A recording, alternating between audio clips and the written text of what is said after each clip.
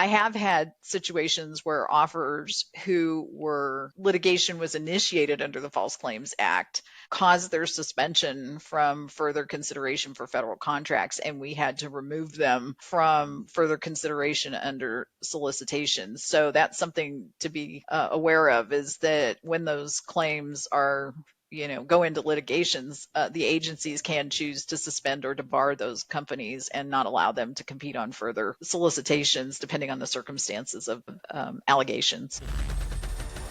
Hey, welcome to the CMMC Proof Podcast. I'm your host, Derek Phillips, a certified CMMC assessor and CMMC provisional instructor. Today we have Shauna Weatherly on the podcast. She's going to be sharing her extensive expertise that she has in the federal contracting space. Shauna worked for 35 years in federal procurement. So she brings a wealth of knowledge, and she gets to peel back the curtain of rulemaking in the context of CMMC. A lot of people don't actually know what goes on in the rulemaking process. We just know for defense contractors, we have to implement these contracting requirements.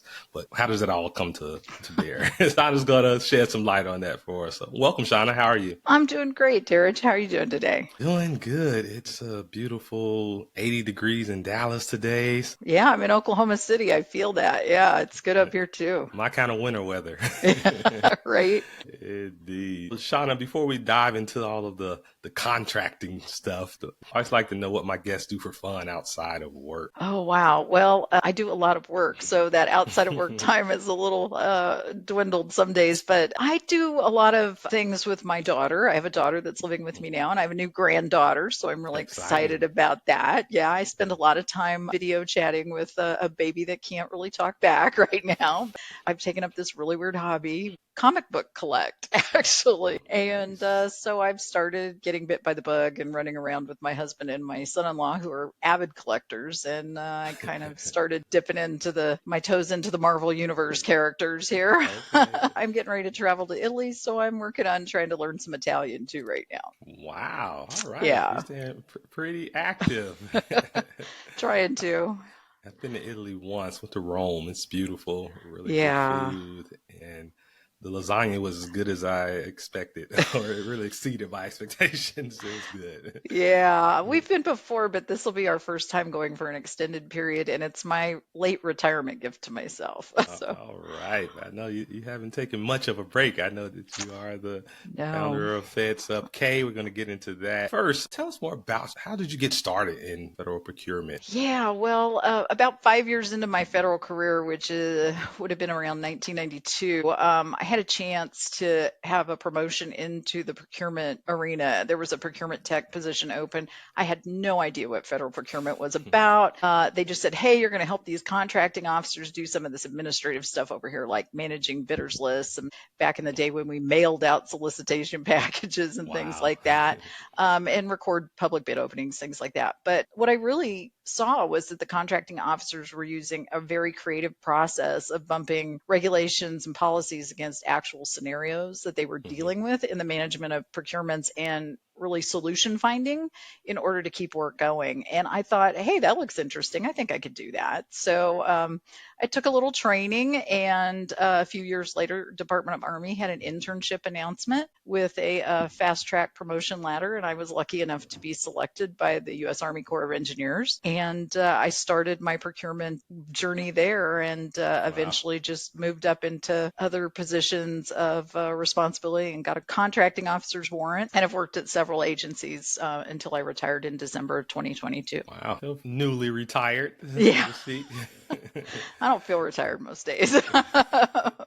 Yeah, you're very active. So yeah. Once you retired, what did you do after that? Well, I'd had this idea while I was a contracting officer, while I worked with small businesses, helping them kind of understand the procurement process, that there really wasn't, at the time, a lot of people out there doing it. Yeah, you had SBA and you had some procurement technical assistance centers, now they're called Apex accelerators, but they really didn't tell the inside spin or scoop to small businesses and give them, rather blunt advice confused sometimes about how some of these things work. Those small businesses don't have really often the resources or the structure, the organization structure, to keep a full-time person on staff like that. And I thought, well, maybe this would be a good niche, right, for a gig after retirement. And maybe I could become a trusted resource and help small businesses, kind of elevate their game when it comes to federal contracting knowledge, no matter where they were. So that's what I've tried to form with FedSubK. Oh, awesome. Following you on LinkedIn, I see you put out a lot of content that's really focused towards those small businesses and helping them navigate all of the nuances and confusion around federal contracting. Right. When it comes to federal contract, what do you think are some of the biggest misconceptions or just unknowns that those small businesses have before actually treading into the federal contracting world? Well, I think a lot of small businesses are under the assumption that the government buys everything. And the government does buy a lot of things, but it doesn't always buy everything. And making sure that they really understand who is buying and how much they're buying and what they're buying is really important, so that you don't waste any of your time targeting government agencies that don't buy what you're trying to sell, right? I think that's really important, kind of that homework piece. Right. I think businesses miss a lot. There's a lot of fear of missing out, right? That you hear people have contracts or they've won contracts and you're wondering why you can't get one yourself. And I think it's really important to remember that homework piece is really important to finding those avenues to get those opportunities for your business, and taking the time to do that is important before you just dive right in. Being a trusted resource like yourself, helping those small businesses do their homework and navigate those challenges can save them a lot of time, money, and frustration. Yeah, I do demos all the time with small businesses to show them what the tools look like, how they can use them. And I have a few guides on my website to help them kind of navigate that themselves. If, everybody's got a different limited amount of resources, right? So no matter if you can afford to pay somebody to do it or you want to try and do it yourself, so you can learn as you go. I think that's really important too, learning as you go. It's all there, and we try to help people with that. Right. And that's the thing where there are no shortage of resources out there, and even a lot of free resources, but It can quickly become so overwhelming because you're just kind of bombarded with so many different resources and sometimes conflicting information. Absolutely. I just can't emphasize enough how important it is to have that trusted resource, someone that can help you, guide you along the way. Because to your point, of someone that has their mindset on, okay, we're going to pursue contracts with a certain agency, but the agency doesn't even purchase what they're selling, just saves them that wasted time. Yeah. Well, and the other thing too is we know small business owners kind of have to do it all, right? So I also go through the small business training that's out there for free and cull it down to a list that I think is where you spend the best use of your time as a small business owner. And I list those on the website too. Kind of saves you some time as well, trying to figure out what training is the best to go to for what you need. Yeah, absolutely. And I'll make sure I'm adding the show notes to the website. But what's your website? It's FedSubK.com, FedSubK.com. Excellent. Easy to find you. Cool. So we focus a lot on CMMC. That is the world that I live in. And it's a lot of moving pieces, a lot of changes and jargon and confusion. Now, we saw recently that the DoD declined to extend the public comments period. There requests several agencies or entities that represent small businesses and contractors requested DoD to extend the public comment period longer than the 60 days. Right. And the DoD said no. Right. What are your thoughts about that? Were you surprised that they declined to extend Not really. No, I wasn't surprised because, there's a lot of movement in these rules when we've got administrations that are either getting ready to possibly leave office or have just come into office. So in election years, the chances of extensions are usually fewer because the administration in office is trying to push a rule through and keep it on track to get it done before they leave. And in the first years of an administration, rules spin up quickly. What you're seeing now is rules that were initiated at the beginning of the current administration that are now going through the final process to become final rules at the end of the administration. So they move at a faster clip. They're not going to take delays. We've all known CMMC is out there in play already, and that this is just an update. So I really was not surprised that they didn't extend it. Yeah, I wasn't surprised either. Like you said, it's been a long time in the making. The DoD is finally said, hey, we're putting our foot down. We're ready. We're moving forward with this. Absolutely. Yep. The CMMC Right now, we know it's a proposed rule, and they did have the 1.0 where it initially came out as the final rule, which Right. from your understanding is how rulemaking works. Why do you think the DOD essentially went back to the drawing board and decided to essentially kind of revamp to CMMC 2.0 and not move forward with that final rule? I know there's a lot of public comments and pushback from small businesses that, hey, this is going to cost too much, or what's going on here? What do Yeah. you think? Well, it could be a number of things, right? It could be feedback from the public. It could Mm-hmm. be the fact that they've, found more information as the time has gone on. They've accumulated new facts. We have new threats. This is Right. an area in government that, needs quick attention, and it's changing all the time. So I think it's really important. I think the other thing is I think both at the federal FAR regulation level, and there was a need to do something as well that didn't just impact DoD. So they're starting to work together between the FAR rulemaking, the DFARS rulemaking, and DoD on these actions, and they're tending to move in tandem a little bit. So I Okay. think that's part of this is, making sure that all aspects are covered for all agencies, and then Right. just, the changes that have occurred over time. Yeah, that's some good insight and encouraging that Yeah. agencies are starting to collaborate and hopefully move in tandem, Yeah. because it is a huge challenge when you're thinking about cybersecurity compliance, having organizations having to comply Right. with various regulations. Right. Can you tell us more about FAR and who does it apply to? Yeah, the Federal Acquisition Regulation is that overarching set of rules under which agencies then can create their own agency specific supplements to those rules, right? So Okay. FAR is the umbrella rule. The DFARS, or the Defense FAR Supplement, that's how DFARS came about, is then a supplement. Every agency has those, GSA has them, and then even under DFARS, some of the commands like the service commands, Army, Air Force, have their own rules even then that are a third tier under that. So it's the overarching process and rules of the game of how we're going to do federal procurement. Okay. And it applies to most agencies. There are some agencies where it doesn't apply, like the Federal Aviation Administration it doesn't apply to, U.S. Mint, Tennessee Valley Authority, a few. I think there's a handful, 6 to 8, where the FAR doesn't apply, but they have their own rules that are very similar or mirror FAR in a lot of ways. Okay, that makes sense. Everyone knows about the CMMC, at least everyone in the defense industry. Are there any Yeah. other FAR rules that we should be concerned about? Yeah, well, there are a few FAR level rules that have come into play along, the areas of cybersecurity and threat and incident reporting and things like that. So there were 2 that were out recently, proposed rules for public comment, and those are to implement executive orders about improving the nation's cybersecurity and things like that. They just recently closed public comment on February 2nd.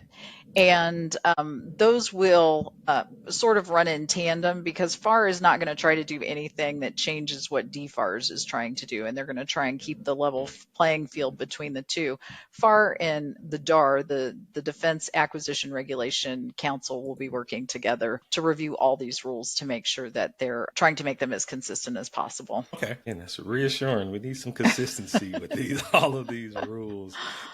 Well, we need the consistency. Yeah. It doesn't mean that, there's not going to be some tweaks in there that are going to have to occur, but timing of between FAR and DFARS is definitely being looked at in those entities. Okay, well, can you share with us what are some of the triggers that causes essentially the need for a rule? Yeah, executive orders tend to be the biggest thing, right? Or a law or an edict from Congress, right? Something Okay. that comes out. Once something becomes law, it doesn't really fall into the FAR until a rulemaking event occurs. So there's a body or an entity, the FAR Council, that determines when those rules get initiated and then who they go to for review, at what levels. So if DoD has its own rule it wants to initiate, DoD will start that initiation process and run it through the FAR rulemaking. Otherwise, the FAR Council will do it if they believe it has overarching government-wide impacts, and then they will run that through, and that's made up of entities from throughout government, all the agencies, but 3 primary: GSA, DoD, and NASA. The big players. Yeah. Okay, makes sense. And we know the trigger for CMMC was the executive order under President Obama It's Correct. 135.56, and yeah, that was 2012, a long time in the Right. making. Yeah, like other triggers could be like, Congress, we have the minimum wage, right? It increased in January. That's a trigger for an announcement for a rule, right? When that first came out, that triggered a rule. So it's little things like that that can also trigger a rule, right? Okay, yeah, makes sense. So now the phase of the rulemaking process at CMMC is in the public comments ends, I believe, February 26th. Correct. And then what happens after that? Well, typically the public comments get categorized when they first come in, especially when there's lengthy comments. They're divvied up by the portions of the rule that they address. And there's a working group, in this case, in the Defense Acquisition Regulations Council, the DARC, that will take those comments and, with the help of subject matter experts, they'll review and draft responses to those categories of comments, sometimes individual comments, depending if they fall within a category or not, but typically categories of like comments. And they will use those responses in the final rule to address the public's concerns. Those comments will also inform possibly changes to the rule, and the outcome then of that review of comments and any changes to the language of the rule, that can take months depending on the number of comments. But the outcome is a final report that does address those comments, drafts the final rule language, and then other elements that are required for publication, like impacts, applicability of the rule, the burden, that the government sees on small businesses or large businesses or the government itself, et cetera, the costs, things like that. And then once that final report is done, it is coordinated with legal counsel and the full DARC membership, all those entities that make up the DARC council. And then there'll be a review by OIRA. That's the Office of Information and Regulatory Affairs, right? We've all heard OIRA. How long are they taking to sit on this rule, right? That's the body that sits within the Office of Management and Budget that does the review of these rules. And then once it clears OIRA, DOD would then coordinate for publication of the final rule with the Office of the Federal Register. Okay, a lot of steps. There are a lot of steps, and they take time. They all take time. So yeah, a lot of people involved too. Yeah. I guess that's what's frustrating for a lot of defense contractors and research universities, everyone who are part of the CMMC ecosystem. It's like, why is it taking so long? Yeah. And it's not, you have to remember this isn't the only rule going through, right? Again, like we're in the last year of an administration. There's a huge push going on. It's busy season. There are a lot of people working on a lot of rules at the same time right now. Going back to the public comments, and I know you mentioned that the DOD in this case for CMMC, they're going to respond to each comment. But how likely is it that rules actually change at this point as a result of the comments? Well, the government is always going to write the proposed rule as if it's the final rule. So, they put a lot of work in up front, hoping that they've, checked all the boxes, taken into consideration all sorts of concerns. But the final rule can change, it's particularly when the government is asking questions in the proposed rule for industry to answer. There's a lot of questions that have been posed recently in proposed rules where the government is looking for industry input in certain sections or for certain direct questions. Right? The public comment process isn't a go, no go process. If there's more comments for the rule than there are opposing the rule, it doesn't mean that the rule goes through as it was written, right? It's not that type of process. So, every comment's reviewed. It's all taken into consideration. The government during that time is accumulating new facts, with what comes in on the comments. They're taking those into consideration, and the comments can impact the rule, in a few ways. It can help aid in finding areas of the rule that maybe need further clarification. The government didn't explain things well enough so that industry understands a common, interpretation of what's being stated. And industry can pose questions back to the government during the comment process, like, hey, did you think of this? Or what about this? The comments also point out, inaccuracies or discrepancies between sections of the rule. I've seen a lot of comments where that was the case on CMMC. And it can also, again, like I mentioned, answer questions that the government's asking for. And all those things combined can inform the final rule language. It can change things. Not always dramatically, because the government rarely will, take a side trip off of a rule when it gets to this Yeah. point. They're vested, time's been spent, there's an administration, priority or a need, and they're going to try and move it forward best they can with all the input that they receive. And it is taken into consideration. That's where the time comes in. There is thoughtful consideration given. I've sat on some of these working group committees where there can be an hour worth of discussion on, the response to a set of comments, strictly because, they want to get it right. And what I found encouraging is, I think it was last week, the DoD had published a video. The Right. CMMC PMO team were going through, kind of giving a high level overview of the CMMC proposed rule. And I think that's good for the DIB, the Defense Industrial Base, to see those actual rulemakers, to put the faces with the names and see that Right. it's not just some big entity. It's actually the real people that's working on this. It's real people. It's a lot of real people, and they take it very seriously. I mean, it is not something that's done flippantly at all. Right. It really isn't. Yeah, because there's so many moving pieces, and when you think about There are. crafting a federal rule that's going to essentially have the power of law. It is a law. Right. Especially one as complex, right? As CMMC is, and how overreaching in the impacts to industry this is going to have. So, I mean, everybody is fully aware of that that's working on that rule for sure. And I would say what was surprising for me, though, is I was working in the private sector prior to starting Aspire Cyber, worked for Bank of America, and we were doing third-party risk assessments on their vendors. Right. And I noticed that the financial services industry and a lot of the private sector, they have very mature programs for managing their third parties and doing independent assessments. And they figured it out. Apparently, it's a lot more complicated for the federal government. Well, it was complicated when I worked on the GSA Smart Pay contracts. Those contracts were with banks, right? Citibank and US Bank, the government's two charge card, issuing banks. And we were doing these third-party assessments and all these things and all this incident reporting and, determining what level of coverage we needed to have and everything.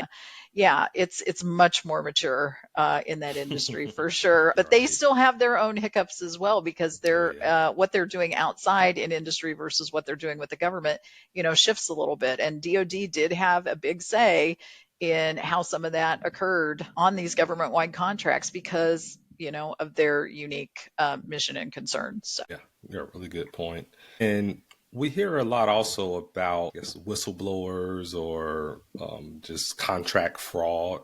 Were you ever involved in investigating any of those type of cases, or just involved in cases where contractors were being fraudulent with their claims of compliance, or I know in HIPAA, or as far as the healthcare space, we see a lot of false. See a lot of that in the healthcare space. Yeah, luckily, no. I have to say, very luckily, as being a contracting officer, when you're doing competitions, RFPs, putting those out on the street, I have had situations where offers who were litigation was initiated under the False Claims Act caused their suspension from further consideration for federal contracts, and we had to remove them from further consideration under solicitations. So that's something to be aware of, is that when those claims are go into litigations, the agencies can choose to suspend or to bar those companies and not allow them to compete on further solicitations, depending on the circumstances of allegations. Okay, good to know. So we want to stay out of the crosshairs of the Department of Justice or absolutely not a good place to be. We commonly see where it doesn't necessarily rise to that level, but a lot of small defense contractors, they just don't understand what the requirements are or what they're signing. What's your advice to the defense contractors that they get this contract, they get awarded, and now, oh yes, I'm rich, I hit the lottery. What is your advice? Oh, well, I would say that, remember that when you go into sam.gov to register your company to become a prime contractor, that there are those representations and certifications that you're signing up to as part of that registration process. And you need to be aware of what those mean. A lot of those are about, are you notifying your employees about their rights under EEO? Are you going to file reports for veterans who are, employed in your company? There's drug-free workplace. There's all sorts of things like that, right? Do you have posters up in your, area for certain things, right? All of that you need to be aware that those aren't just flip things that you're doing. Almost every one of those provisions that you represent or certify to has a corresponding clause that comes as part of the contract that you then get once you get an award. And Right. you have to be prepared to be compliant with all of those things. And the biggest surprise I think contractors, especially small business contractors, face is they don't realize all the compliance pieces that there are on some of these contracts, and they differ from agency to agency. There's a subset that is across the board, right? But then every agency has their own FAR supplement that may have its own things. Like GSA has a requirement for paying an industrial funding fee and reporting that to them, and there's all sorts of things like that. So just be aware of what you're signing up to start and Right. be prepared to follow through on it during performance. That's very, very important. All it takes is one phone call from one disgruntled employee to get people looking at you. Right. You don't want that. And I know when my wife and I first started Aspire Cyber, being a veteran, I was thinking, okay, let's do defense contracting. That would be a good place to start. And I looked at those requirements, especially from a cybersecurity standpoint. I was like, we're not ready for that yet. Right. And being honest about that with yourself, right? I mean, Right. everybody sees it as the silver bullet. If I can get a government contract, I'm in, right? I've got success. I've got no problem. The one place you don't want to fail is on a government contract because it will follow you for quite a while. And Yeah. I recall, again, going back to when we were starting our business, one of my mentors who's been in the federal contract space for quite a while, he mentioned that you also have to factor in just how long that sales cycle is for being a federal contractor. Like Absolutely. you're not going to get that contract overnight and start No. getting paid. It takes time. Like, No. you may want to focus on the private sector first because you can get those contracts pretty quickly. Someone in the Absolutely. right position can sign and you're up and off to the races. But federal contracting, there's a lot more to it. Yeah, yeah. And there's no shame in starting in subcontracting, maybe in the federal arena, or starting with micro purchases, which are credit card buys, that can go up to $10,000 to get some experience and get your feet wet and understand Right. kind of meet the people, learn the system, learn how an agency functions, and do that. There's nothing wrong with starting and working your way up. It's very lucrative to be a subcontractor in the federal arena as well. I've So heard. Yeah. there's nothing wrong with that either. A lot of paths to success. How much power does contracting officers have? I know in the proposed rule for CMMC, it mentioned as far as discretion that contracting officers can have in regards to maybe if a company needs a CMMC level 2 assessment or not, or other factors. But yeah, what role does contracting officers play in? Well, the contracting officer has the full authority to enforce any contractual requirement that's within the terms and conditions of the contracts. They have a lot of remedies that come into play if a contractor, is not meeting a requirement or things like that. There, it can be as simple as a poor performance evaluation, maybe a bad CPARS rating. They can issue letters of concern or cure notices or show cause letters to inform the contractor they need to correct, they need to provide something or do something different. There's sometimes liquidated damages that can be assessed if a contractor doesn't perform and the government feels it's harmed. Those liquidated damages are part of the clauses of the contract, and the amounts and when they kick in and triggered are there. And then it can go as far as termination for cause or default, depending on what the contractor's doing. Really, contracting officers, they're not the experts in everything that they're buying, right? They're the experts in acquisition. So they rely a lot on the technical experts and other agency subject matter experts who act in an advisory capacity for them. And those SMEs really assist in the technical areas during the evaluation and selection process. They help the CO prior to award when they're looking at these things and the selection of the awardee is being made, and also in post-award when the awardee is providing work plans or other deliverables that they need prior to the start of performance. A lot of those get reviewed by SMEs who then advise the contracting officer of what needs to be done or if there's a violation in the terms of the contract, those types of things. In summary, you want to keep your contracting officer happy. Yeah, they're the person that have all the authority, right? There's a lot of other people that will talk to you when you're a contractor during your performance. Like there's contracting officer representatives. They're typically the technical advisors to the contracting officer, maybe a project manager, maybe an IT specialist, maybe a cybersecurity expert, maybe part of the CIO's office, those types of people. But they can't can't do certain things that the contracting officer can do. The contracting officer is the only one that can commit to changes in the contract that impact schedule, scope, or price. Okay. For those defense contractors who maybe they have that DFAR 7012 clause in their contract and they determine, hey, we're not actually handling CUI and we should not have this clause in our contract. What are the channels for them to push back on that and potentially have a clause removed like a DFAR 7012? Yeah, well, 7012 itself has a sub paragraph under it that says that the contractor can submit requests that vary from NIST SP 800-171 in writing to the contracting officer for consideration by the DoD CIO, and that the contractor doesn't need to implement any security requirement that's adjudicated by an authorized representative of the CIO to be non-applicable, or they can have an alternative that's equally effective as a security measure that can be implemented in its place. So that's for the prime. Now, under the subcontractor discussion in 7012, because there is a place in almost every clause at the end where it will say whether or not this flows down to your subcontractors or not and at what tier. The subcontract section of this clause also says that from the prime to the first tier and then the first tier to second tier, et cetera, on the way down, that whoever the higher tier can determine if the information required by the subcontract retains its identity as covered defense information and requires protection under the clause.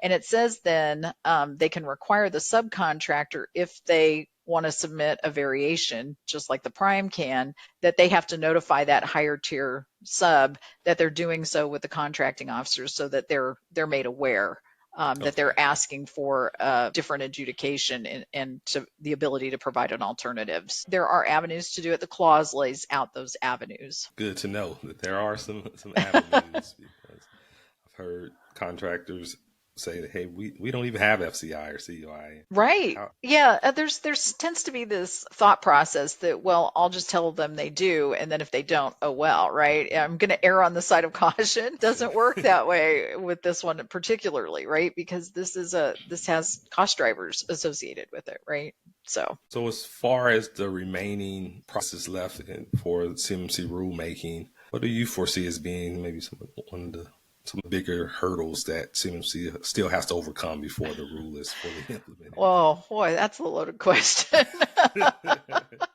I think one just or two.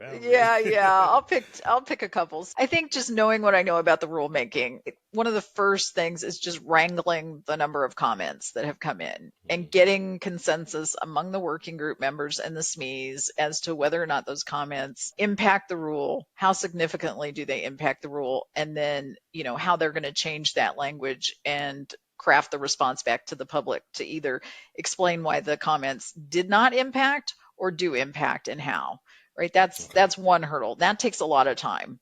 Like I said, I've sat in working group meetings where, we can go weeks on end talking about, one or two categories of comments to make sure that response is what it needs to be. Second is watching for discrepancies as changes are made. If they do make changes within the rule, I think that's a hurdle just because of the size and complexity of the rule. We're talking about, hundreds of pages, tons of people making changes, and making sure that's all has a watchful eye on it, which is what the action officer's responsibility is to do. So, trusting that action officer is doing that. I think they have probably their A-game team on this one. So I think we can be pretty safe there. And I think the only other hurdle really is time, right? OIRA is going to have a review. This is considered a complex rule, so it can ask for additional time for its review. And really the length of that review is going to depend on really how many changes are made between the draft and final rule language that come into place. The biggest timeline in this is adjudicating comments and OIRA's review. Okay. Makes sense. And I know with the DoD's overview video, they mentioned, hey, we are ahead of schedule and we are adjudicating these comments in real time. They're doing them as they come in. Yeah, which is good. They shouldn't be waiting. That's really, really good. I've seen that happen when we've had 1,200, 1,300 comments come in on some of these rules. You'd be surprised how many comments can come in on some rules. And it's great to hear that they're moving ahead in that process now. Now, we know from the public comments from CMMC Rule 1.0, one of the DoD's comments consistently kind of reiterated was, all right, you should have already already been implementing 800-171 Mm-hmm. host controls. This has been a requirement from DFAR 7012 since 2017. Right. So we are not factoring that into the cost impact for CMMC 2.0. Can you break that down more for us, what that actually means? Well, basically, they're saying that there should be no greater cost impact now because that cost impact was taken into account up front, right, with all these Right. other rules. So they're not seeing it as an additional burden. They're just seeing it as a modification of an existing burden, I guess. I think where you're going to see the cost impacts come in is where when it actually goes into the DFARS rule, where 7012 gets changed as a result of the CMMC rule. Okay. And I think you'll see an analysis of cost impacts there. And I think that is where likely the best commenting is going to be made, because that will be published as likely a proposed rule. It might come out as an interim final. I don't know. We'll see. I think that it could go either way because it's existing right now. That will be where DFARS 7012 gets revised. That rule will actually be implementation into the contracts, right? And how that happens. And they'll talk about cost impacts there as well. And I think that's where the public can also talk about, hey, when this gets implemented into my contract, how it gets implemented into my contract, the timing of it, how do those costs shake out in terms of burden to small and other than small businesses, right? Okay, makes sense.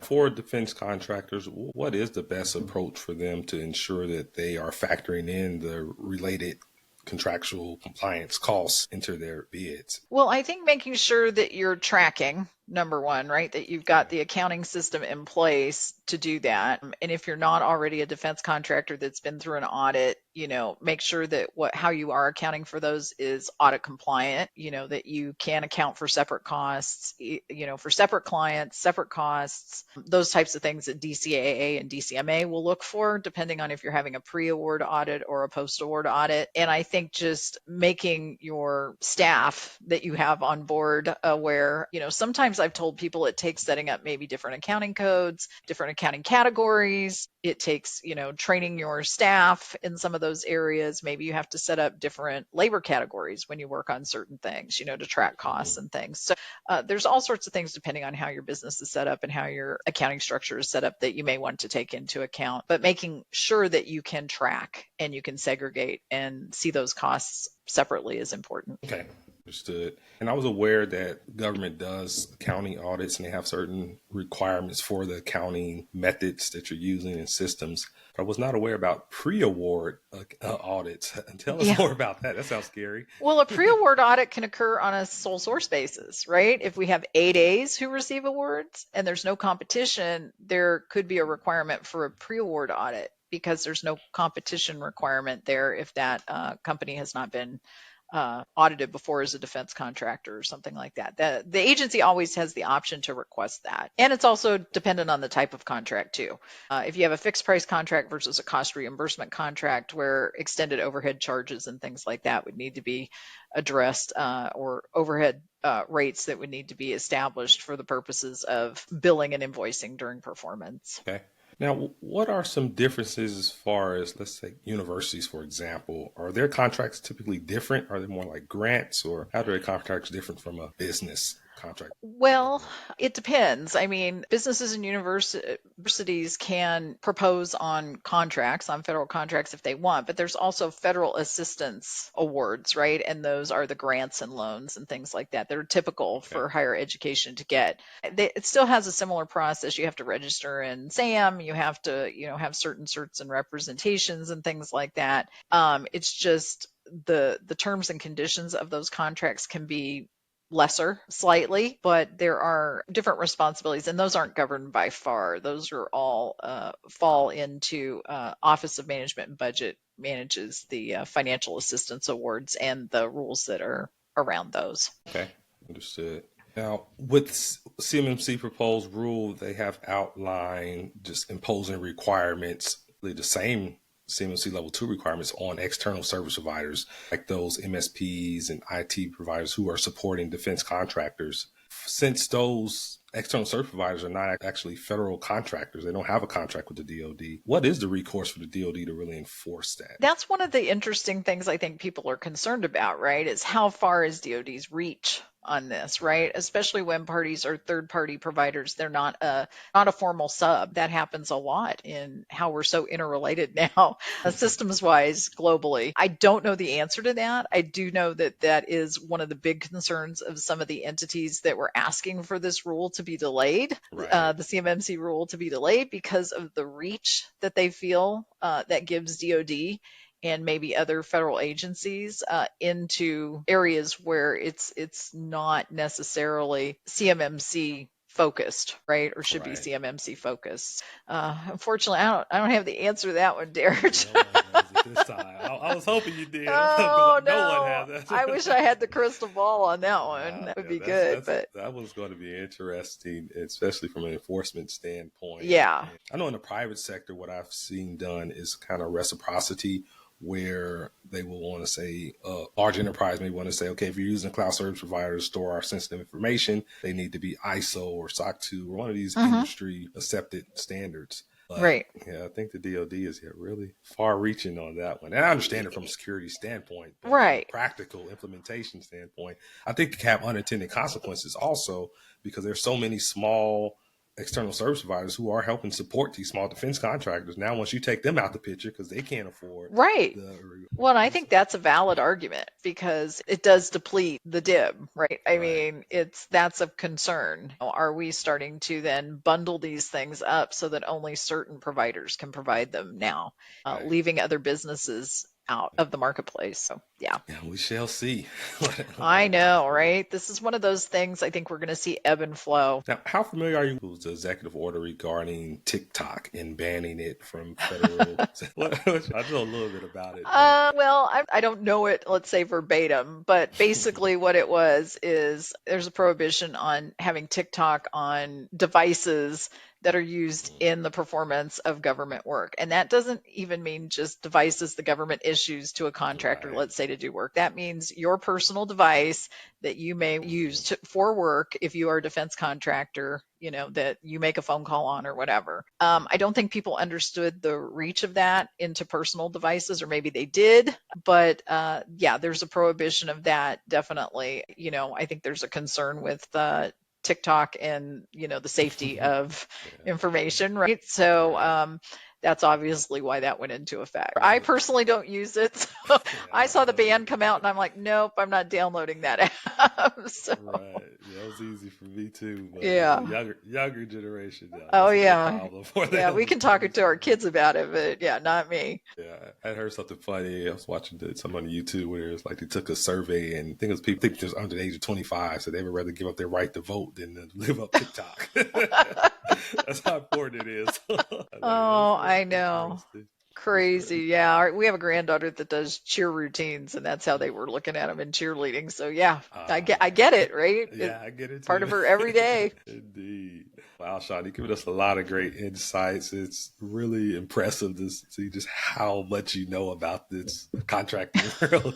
You must have been, you're certainly an expert at it, and it's just great for you to share some of your expertise with us today. Oh, thanks. As we get ready to wrap up this interview, I just kind of want to learn more about what's next for FedSubK. Well, FedSubK is going to start working more on trying to get some educational micro videos going and some platforms where we can do some webinars and things like that to do more on-demand education. I'm also working on trying to get some templates out there so small businesses have some starting points for certain things, and also building a trusted resource page so that small businesses know there are some contractors out there that have been vetted who FedSubK believes are trusted resources that are good starting points for you if you're looking into doing things that maybe we don't support.